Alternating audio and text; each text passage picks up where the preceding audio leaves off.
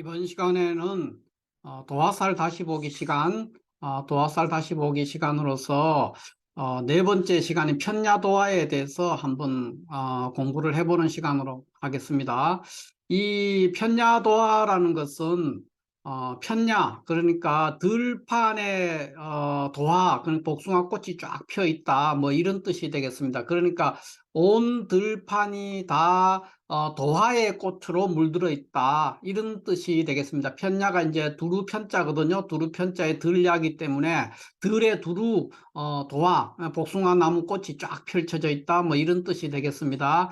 그래서 이것을 쉽게 말하면 구조적으로 지지에서, 그러니까 좌오묘유가 모두 있는 그런 사주 구조, 이렇게 좌오묘유가 모두 있는 구조, 그러니까 사왕지죠. 그것이 있으면 편야도화가 된다는 겁니다. 그러니까 신자진이라는 삼합에서 왕지인 자, 뭐 인호술에 해당되는 오, 그 다음에 해묘미의 묘, 사유축의 유, 이런 식으로 삼합의 각각의 왕지, 왕지에 해당되는 글자가 모두 있는 경우, 이 경우를 편야도화라고 한다, 이렇게 볼 수가 있습니다. 그러면 편야도화가 있으면 어떻게 되느냐? 도화성이 강렬하다는 것이죠. 이것은 그러니까 다른 뭐 그 골랑도화나 나체도화나 이런 거 마찬가지로 편야도화도 도화성이 굉장히 강렬하고 항상 도화가 그러니까 나타나는 것이죠. 그래서 어, 이 편야도화가 있게 되면은 사람이 그 굉장히 그 뭐 어떤 출신 성분이나 이런 게 좋다든가 이렇게 되면은 좋아질 수 있는데, 그렇지 않으면 이제 가난해지게 될 수도 있고 어려움에 빠질 수가 있죠. 왜냐하면은 지나친 도화, 그러니까 항상 도화적인 것들을, 그러니까 주색 잡기를 즐길 수밖에 없는 그런 구조가 되기 때문에 지출이 많이 일어나는 그런 구조가 될 수가 있습니다. 편야도화가 되면은. 그래서 근원적으로 부잣집의 자식이라든가 뭐 왕족이라든가 이런 식으로 해서 그 지출을 감당할 수 있는, 그러니까 수많은 출색 잡기를 감당할 수 있는 재력이 있을 때는 그런 재력을 이용해서 상당한 발전의 발판으로 삼을 수가 있는 것이죠. 그렇지 않다면은 대체적으로 까딱하면 이제 빈천해지는, 과도한 지출로 인해서 빈천해질 수도 있는 그런 구조가 될 수 있는 것이 편야도화다, 이렇게 볼 수가 있습니다. 일단 구조적으로는 지지에 좌오묘유가 모두 있는 경우, 모두 있어야 됩니다. 좌오묘유가. 그 경우를 편야도화라고 하고, 편야도화가 있으면 다른 도화와 마찬가지지만 특히 도화적인 현상, 그러니까 일상생활이 도화라는 겁니다. 그러니까 일상생활이 음주, 가무, 그다음에 과시하고 꾸미고 뭐 치장하고 이런데 일상생활이 펼쳐져 있다는 겁니다. 그래서 이 편야도화가 되면은 굉장히 재능도 많을 수가 있죠. 그래서 풍류와 예술을 즐기고 예술적인 재능 이런 것도 굉장히 좋고, 성질은 급합니다. 왕지, 사왕지에 속했기 때문에 굉장히 굳세고 성격이 굳세기도 하고 또 영리하기도 하고 성격이 과격할 수도 있고 그런 특징, 그러니까 쉽게 굴복하지 않는 그런 왕지의 속성으로 그런 것도 가질 수 있고, 그 외에 일반 도화의 특징으로 음란하다든가 주색을 즐긴다든가 다정다감하고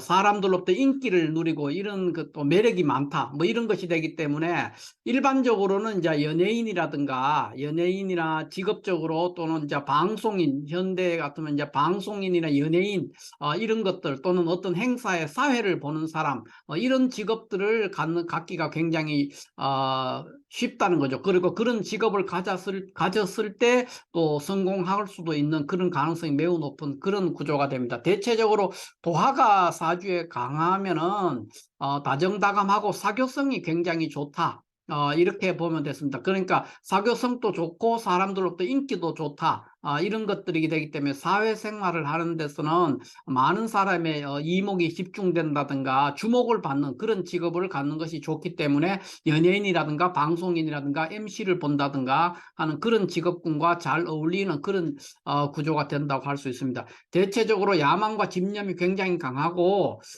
편야도화가 있는 사람은 크게 발복할 수는 있는데, 항상 그러니까 늘, 그러니까 편야라 그랬으니까 늘, 그러니까 일상에 그 눈을 뜨고 잠이 들 때까지 그 살아 깨어있는 모든 시간은 다 도화로 점철되어 있기 때문에 항상 주색 잡기에 빠져가 지내는 그런 일들로 인해서 어려움을 겪을 수가 있습니다. 그래서 발복을 할 수도 있지만은 주색 잡기로 인한 폐단이 따라오게 된다, 이렇게 볼 수가 있겠습니다.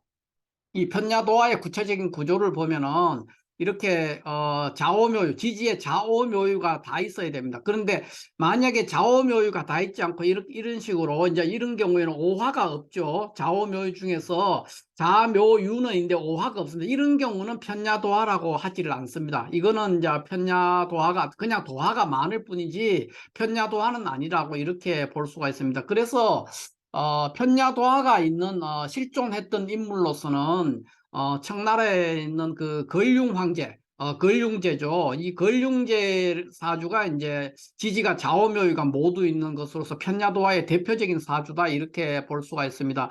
그래서 이 걸륭제는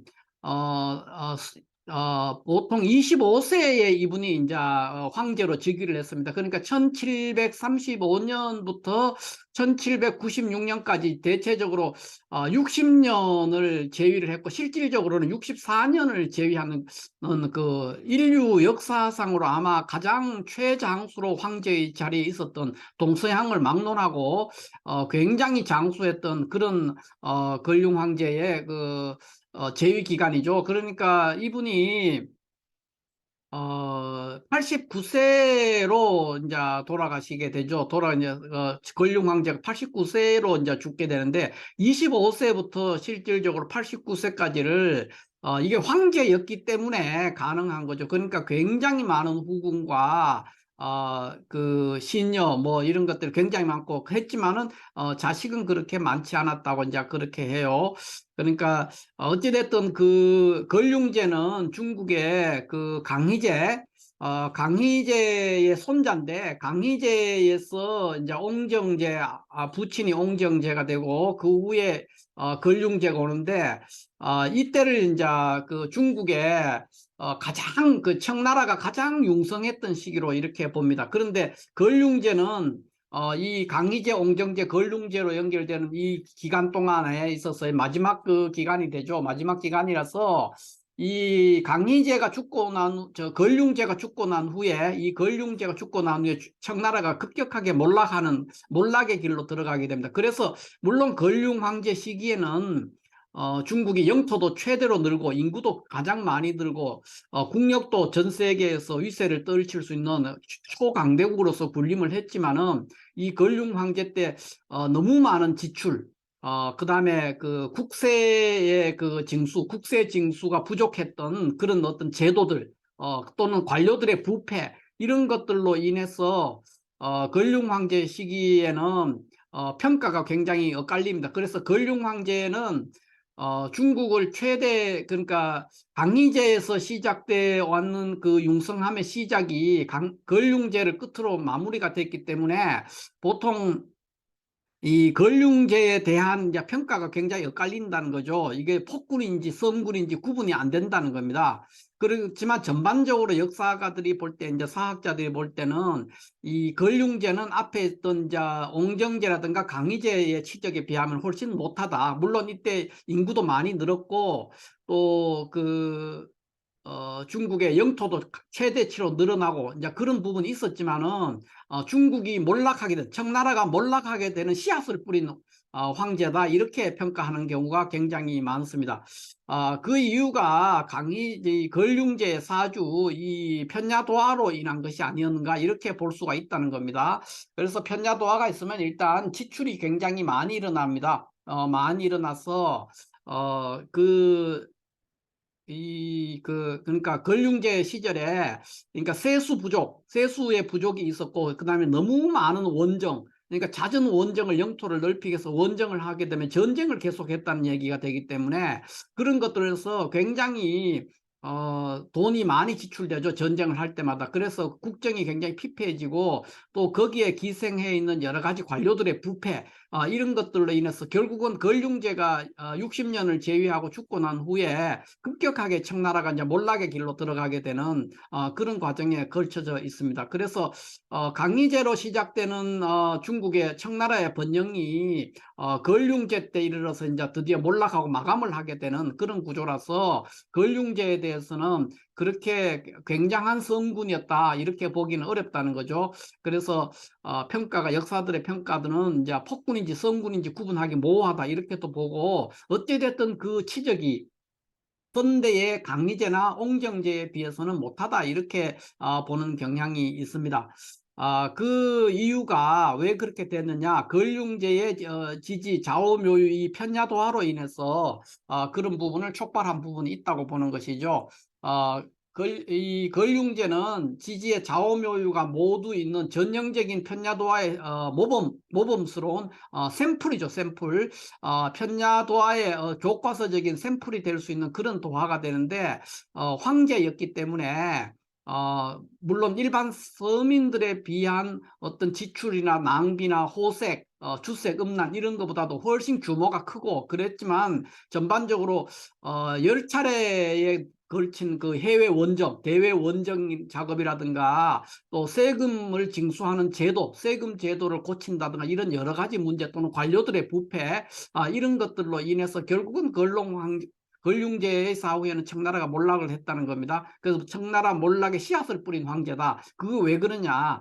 걸륭제의 사주가 편야도화로 구성되어 있기 때문에 많은 지출과 낭비, 주색 또는 뭐 여러 가지 그 음란하다든가 이런 여러 가지 일들 그런 것들로 인해서 청나라가 몰락하는데 일조를 했다 이렇게 볼 수가 있겠습니다. 자, 이렇게 해서 오늘은 편야도화, 편야도화가 어떤 것이고 실존 인물로서의 편야도의 대표적인 걸륭 황제의 사주에 대해서도 한번 간단하게 풀어봤습니다. 이 걸륭 황제의 사주는 이렇게 6월에 이제 경금으로 원래 양인격인데 좌우묘유가 많이 모두 이렇게 갖추어져 있어서 편야도화에 지금은 편야도화만에 집중을 해서 제가 설명을 드리기 때문에 다른 양인격에 대해서는 제가 설명을 드리지 않습니다. 그런데 어찌됐든 지지에 있는 좌우묘유라는 이 편야도화를 갖춘 대표적인 사주, 실존 인물로의 사주로서는 걸륭제의 사주를 예로 들 수가 있겠습니다. 자, 이렇게 해서 오늘 도화살 다시 보기 시간에서 편야도화에 대해서 간단하게 한번 알아봤습니다. 감사합니다.